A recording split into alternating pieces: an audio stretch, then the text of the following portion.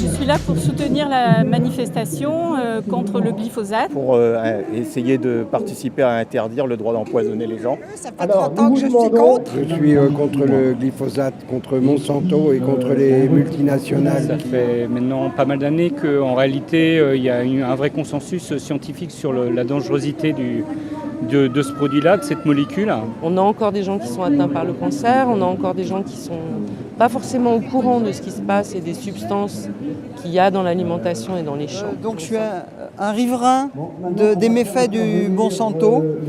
Au ras de chez moi, il y a du Roundup qui est pulvérisé et sans qu'on soit prévenu à l'avance. On n'a même pas le temps de calfeutrer les portes et les fenêtres. L'humanité aujourd'hui est soumise au diktat de l'argent dans toute son horreur et qu'il nous faut réagir. Défendre la terre qu'on va laisser à la génération qui nous suit, c'est plus qu'un souhait, c'est un devoir pour nous. Moi, c'est important que les gens refassent le lien avec notre environnement, les enjeux qui se passent même sur notre petit terrain, notre petit jardin. Il y a plein de choses qui se passent, il y a plein de choses à préserver, à conserver, à reconnaître et à connaître. J'ai fait la récolte de mes pommes jeudi et j'en ai récolté 10 cartons. Et je me suis dit qu'il y en avait trop pour une seule famille. Et puis je suis venue offrir des pommes simplement naturelles qui poussent toutes seules dans mon jardin à Sainte-Hélène.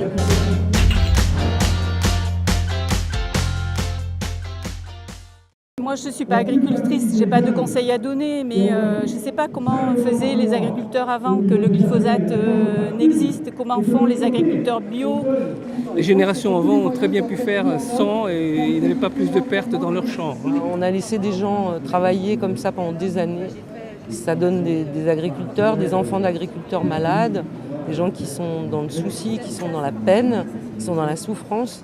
Donc il ne faut pas culpabiliser, au contraire, il faut rejoindre le mouvement, il faut venir, il faut discuter. Le but, c'est qu'on vive tous bien et que les agriculteurs soient fiers de ce qu'ils font.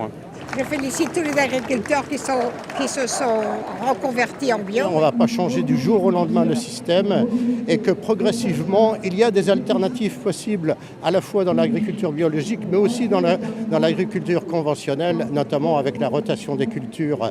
Il y a plein d'alternatives, on sait comment faire autrement. Et c'est un faux problème, on n'a pas besoin de ces pesticides pour avoir un beau jardin, pour avoir un jardin vivant. Je dirais la Bretagne est un paradis terrestre qui est pour une pluriculture de qualité aurait tout à gagner plutôt que d'empoisonner l'eau, le sol et tout ça. Le monde aujourd'hui est très affecté par toute cette grande chimie qui est balancée partout. 80% de la biomasse des insectes volants a déjà disparu. Il faut simplement se dire qu'on n'a plus de choix. Je sais que c'est compliqué pour le monde agricole qui est dans une période extrêmement difficile où il travaille la plupart énormément pour des revenus qui parfois sont très faibles. Je pense notamment à tous ceux qui vivent de l'élevage. Mais c'est aussi une chance que de changer de mode de production. Il existe aujourd'hui de multiples manières de cultiver sans avoir recours de manière systématique à tous ces produits. Mais aujourd'hui, les solutions existent, on peut faire ça, on peut produire sans, et qu'on arrête d'empoisonner la planète, quoi.